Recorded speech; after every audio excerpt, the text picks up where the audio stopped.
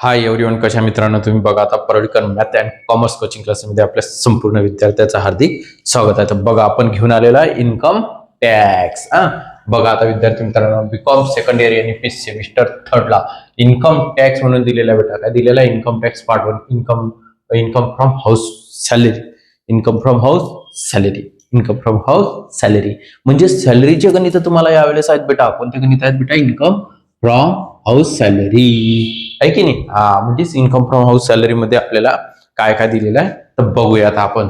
तर ज्या पद्धतीमध्ये तुम्हाला मी सांगितलेलं होतं की इन्कम फ्रॉम हाऊस सॅलरीचे काय आहेत बेटा? एक्झाम्पल गणित. तर आपला एक्झाम्पल नंबर काय? आता फर्स्ट एक्झाम्पल नंबर काय?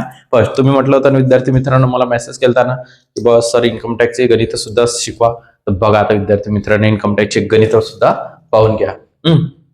फक्त व्हिडिओ आवडल्यास लाईक करायचा, शेअर करायचा आणि सबस्क्राईब सुद्धा करायचा आणि बेलचं बटन सुद्धा दाबायचं, म्हणजे प्रत्येक वेळेस तुम्हाला नोटिफिकेशन सुद्धा ही मिळतच राहणार. आणि आपल्या युट्यूबवरती सुद्धा काही तुम्हाला माहिती आहे का, थोड्या काही दिवसांनी सुद्धा तुम्हाला आता पोलीस भरतीचे सुद्धा काही गणित सुद्धा एक्झाम्पल मिळतील. म्हणून सांगतो, अगर पोलीस भरती करत असाल तर तुम्हाला एक्झाम्पल सुद्धा मिळतील. जनरल नॉलेजचे गणित सुद्धा काही मिळणार आहेत. त्याच्यामुळे तुम्हाला सांगतो की आता सुद्धा शिकत राहा, बीकॉम करा, फर्स्ट इयर करा, जे काही तुम्हाला असेल. तुम्ही अगर दुसऱ्या याच्यामध्ये असाल, फॅकल्टीमध्ये असाल, तर बीबीए वाल्याने इन्कम टॅक्स सुद्धा असते, तर त्यांना सुद्धा सॅलरी आहेच. तर ते सुद्धा हे एक्झाम्पल बघू शकता, असं काहीच हरकत नाही. देखिए बच्चों, अभी अपन एग्जाम्पल देखेंगे. एकदम सोपी आहेत बेटा, पण याच्यामध्ये भरपूर नियम आहेत.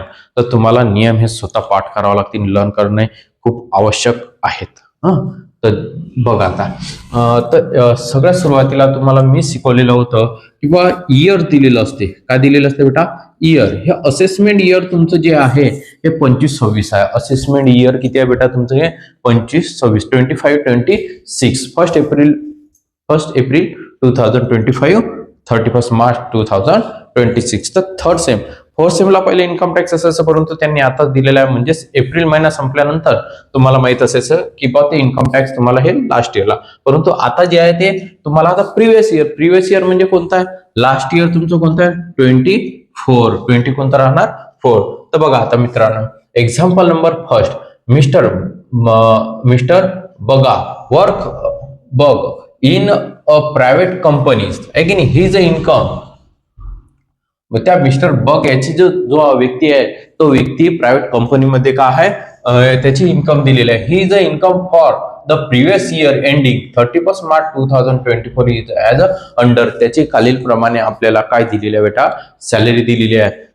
तर बघा आता या सॅलरी मधून आपल्याला काय काय घ्यावं लागते, तो त्यांनी आपल्याला सांगितलेलं आहे की बघ त्याची प्रायव्हेट कंपनी आहे की नाही. तो त्या कंपनीमध्ये एम्प्लॉई आहे, त्या एम्प्लॉईला आपल्याला दाखवायचं आहे. तर यांचं तुम्हाला टॅक्सेबल अगर काढायचं असेल तर ते कोणत्या पद्धतीने काढायचं ते आपण पाहूया. तर सुरुवातीला दिलेलं आपल्याला बेसिक सॅलरी. तर आपण काय करूया, सगळ्यात सुरुवातीला पहिले तुम्हाला आपण आखणी करूया आणि हेडिंग सुद्धा टाकूया. म्हणजे हेडिंग आपल्याला काय असेल तर बघा आता, एक्झाम्पल कडे लक्ष दे जा.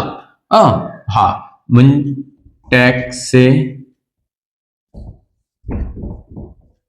टॅक्सेबल म्हणजे हेडिंगला सुद्धा मार्क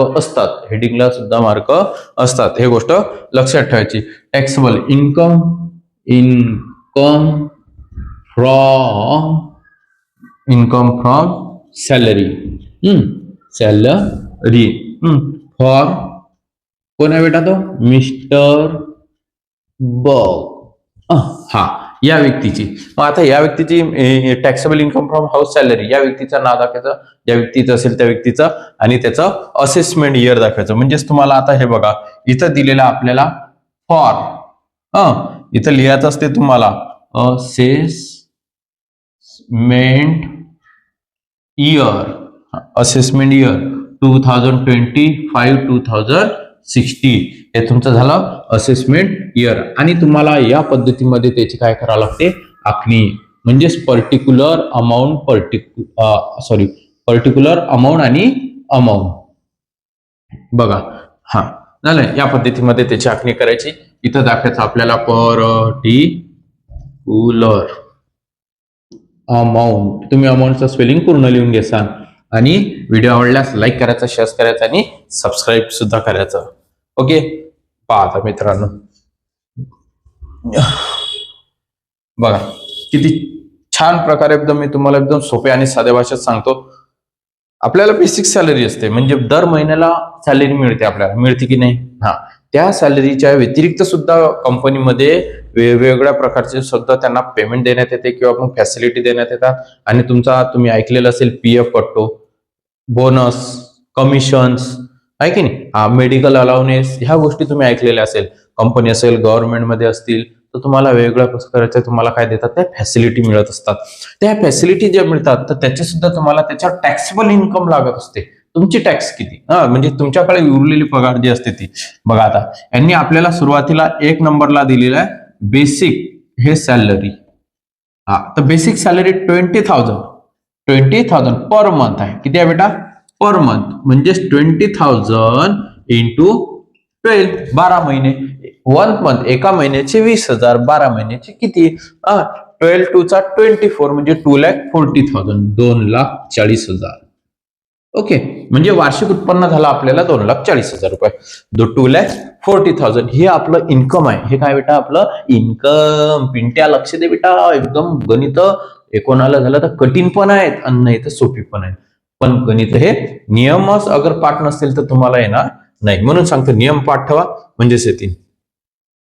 आता बघा आपल्याला 2 नंबरला जे दिलेलं होतं त्यांनी पद, हे डिअरनेस अलाउनेस आहे की नाही. डिअरनेस अलाउनेस म्हणजे जो महागाई भत्ता असतो तो एखाद्या वेळेस देण्यात येतो.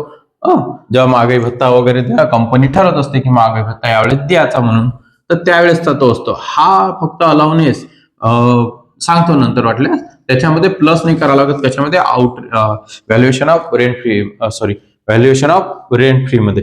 तर बघा आता हा सुद्धा 2,000 इथं लिहायला पर मंथ. पेपर मध्ये तुम्हाला पर मंथ आहे की पर एनम आहे हे गोष्ट लक्षात ठेवणं खूप जास्त महत्वाचं आहे. पर मंथ आहे, मग 2,000 एका महिन्यामध्ये 2,000, तर 12 महिन्याची किती, आणि 2,000 पर मंथ, तो 12 मंथ की कितने, 12 2 का 24, 24,000, 24,000. आगा ध्यान में. हा, आता बघा हा पॉईंट सगळ्यात जास्त महत्वाचा बेटा, म्हणून मी हा सेपरेट लिहून दिला. आणि गणित जे आहे तुम्हाला समजेल या पद्धतीचं घेतलेलं आहे. तर एक गोष्ट लक्षात ठेवायची, he has provide a rent free house. त्या व्यक्तीला जे रेंट फ्री हाऊस भेटून राहिलं, कंपनी जे देऊन राहिली, कंपनी त्याचं भाडं भरणार आहे, तो स्वतः व्यक्ती भरणार नाही. इन मुंबई, बघा तो कुठे राहतो, मुंबई. याच्यात सगळ्यात जास्त महत्वाचा पॉईंट म्हणजे तो कोणत्या ठिकाणी राहतो, मुंबईमध्ये राहतो. कोणत्या ठिकाणी राहतो, मुंबई. अगर शहराची लोकसंख्या, ही सगळ्यात जास्त महत्वाचा आहे. 30 लाखाच्या वरती अगर शहराची लोकसंख्या असेल, 30 लाख के ऊपर अगर लोकसंख्या हो सिटी की होती होंगी, तो आपको 15% जो अमाउंट आएगी उस पे लेना पड़ेगा. तर बघा 30 लाखाच्या वरती अगर त्या पॉप्युलेशन असेल, आपण ज्याला पॉप्युलेशन म्हणतो, लोकसंख्या म्हणजे पॉप्युलेशन, तर 30 लाखाच्या वरती पॉप्युलेशन त्या शहराची असेल तर 15% घ्यावे. किती पर्सेंट घ्यावं लागते, 15%. नियम लिहून ठेवा, प्रत्येक वेळेस सांगणार मी की किती राहते. आणि याच्यात नियम वेगळा आहे. 20 लाखापासून समजा, एक सोप्या भाषेमध्ये 20 लाखापासून तर 30 लाख, याच्या 20 लाखापासून तर 30 लाखापर्यंत या दरम्यान अगर असेल तर ते 10% घ्यावं लागते. किती पर्सेंट घ्यावं लागते, 10%. आणि 10 लाखाच्या खाली अगर लोकसंख्या असेल तर ते तुम्हाला 7.5% घ्यावे लागतात. तर हे नंतर बघू आपण, हा पॉईंट नंतर बघू. आणि हा पॉईंट नियमितरित्या शेवटीच पाहावा लागते, सुरुवातीला पाहायचा नाही, सुरुवातीला बघायचा नाही, तर लिहायचा नाही तो सुरुवातीला. का बरं नाही लिहायचं हे बी मी तुम्हाला सांगतो. बघा आता हा पॉईंट आपण शेवटी बघू. 4 नंबरला, 4 नंबरला आपल्याला काय दिलेलं आहे, एंटरटेनमेंट अलाउनेस आहे की नाही. Entertainment allowance, entertainment allowance. बघा मित्रांनो किती दिलेला आहे, 3,000 पर मंथ, 3,000 पर मंथ आहे की नाही. हा, म्हणजे याला तुम्हाला 11 12 मल्टिप्लिकेशन कितीने करायचं, तुम्हाला 12 ने. मग आपण 12 ने मल्टिप्लिकेशन केलं तर 12 3 चा 36,000. ओके मित्रांनो, हा 36,000. बघा त्यानंतर ट्रॅव्हलिंग अलाउनेस आता आपल्याला दिलेला आहे, ट्रॅव्हलिंग आहे की नाही. हा, अलाउनेस, ट्रॅव्हलिंग अलाउनेस. तर बघा ट्रॅव्हलिंग अलाउनेस 2000 आहे पर मंथ आहे की नाही. हा, तर ट्रॅव्हलिंग अलाउनेस, मग आता ट्रॅव्हलिंग अलाउनेस जो दिलेला आहे हा अलाउनेस ट्रॅव्हलिंग अलाउनेस किती आहे 2000, हे 2000 रुपये 2000 इंटू 12 ट्रॅव्हलिंग अलाउनेस 5 नंबरचा पॉइंट आहे. ओके आहे. हा मग 2000 पर मंथच आहे, 12-24 24,000 24,000. त्यानंतर आपल्याला दिलेला बोनस आहे ना. हा बोनस, बोनस किती आहे बेटा पर एनम. पी ए चा अर्थ पर एनम आणि पीएम चा अर्थ पर मंथ. पी ए चा अर्थ पर एनम, अलग अलग लक्षात. हा bonus, bonus per annum bonus 2000 किती आहे 20,000 डायरेक्ट 20,000. ओके. हा त्यानंतर आपल्याला दिलेला कमिशन, कमिशन कमिशन किती आहे, कमिशन पर एनमच आहे बेटा, हे पण पर एनम. बघा 20,000 हे पर एनम, हे सुद्धा पर एनम, अलग अलग लक्षात. हा compute the his a taxable salary for the assessment year.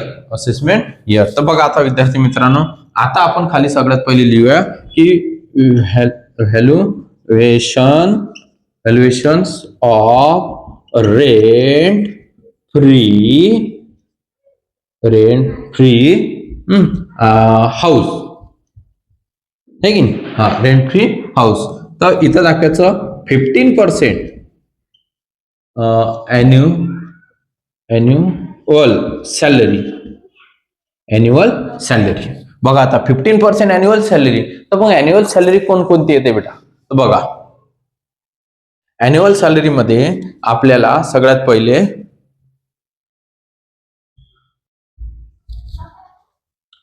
तर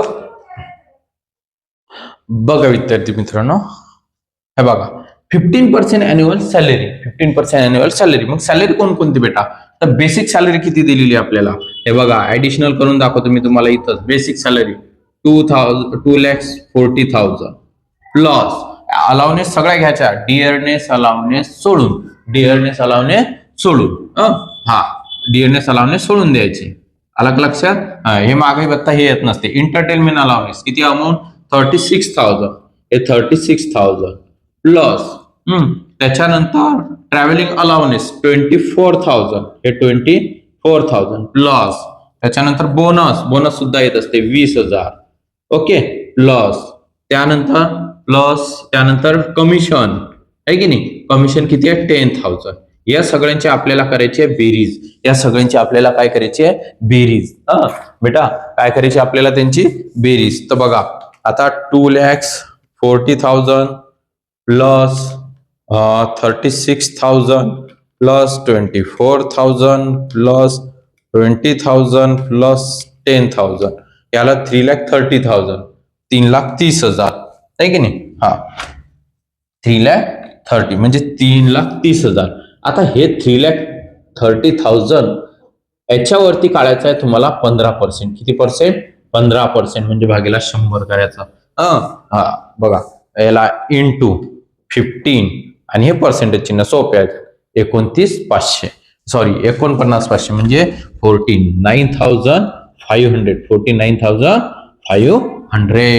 हे या पद्धतीमध्ये घ्यायचं. आणि व्हॅल्युएशन मुंबईची लोकसंख्या ही 30 लाखाच्या वरती आहे. अगर गाव दिलेलं नसेल, सिटी का नाम आपको दिया नहीं रहेगा तो 50% ही लेने का टेन्शन नाही. मग सर हे सांग मुंबई दिल्ली मुंबई कोलकाता हैदराबाद अच्छे ये गाँव लक्षात ठेवायचे. ये सिटी आपको ध्यान में रखनी पड़ेगी.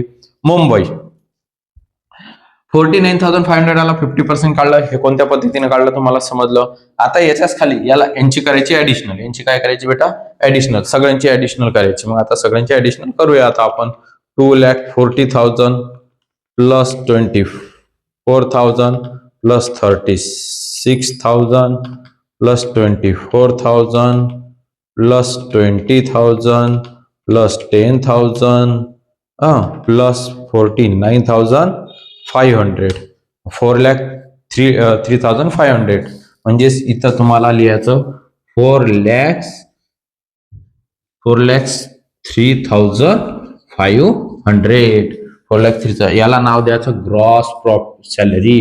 ग्रॉस ग्रॉस सॅलरी, याला नाव द्यायचं तुम्ही ग्रॉस सॅलरी. आलं का लक्षात? हा, तर बघा आता ग्रॉस सॅलरी. मग आता ग्रॉस सॅलरी दिल्यानंतर याच्यामध्ये दोन पद येत असतात. एक डिडक्शन्स, हे deductions under sections 16(2), under section 16(2) नाही आहे बेटा, डॅश. त्यानंतर पुन्हा डिडक्शन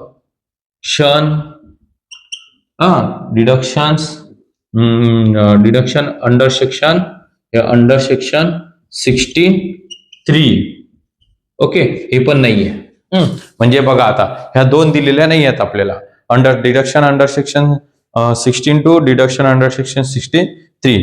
आता यांची करायची आपल्याला, म्हणजे ही तर काहीच नाही आहे, ही तर अमाऊंट डायरेक्ट डॅश, म्हणजे ही अमाऊंट इथं खाली येणार आहे 4,03,500. 4,03,500. 4,03,000 किती? 500. आलं? हा, त्याला नाव देऊन द्यायचं तुम्ही टॅक्सेबल सॅलरी. डायरेक्ट दाखवलं तरी चालेल, टॅक्सेबल सॅलरी. ओके, लक्षात आलं? आणि शेवटी हे खाली काय करायचं? क्लोज करायचं. बघा एकदम शेवटी दिसत असेल तुम्हाला, बारीक मध्ये थोडंसं लक्ष देता, तेवढी जागा होती आपल्याकडे, तर मी थोडस तुम्हाला शेवटी आता असं दाखवून देतो. चालेल, हे बघा.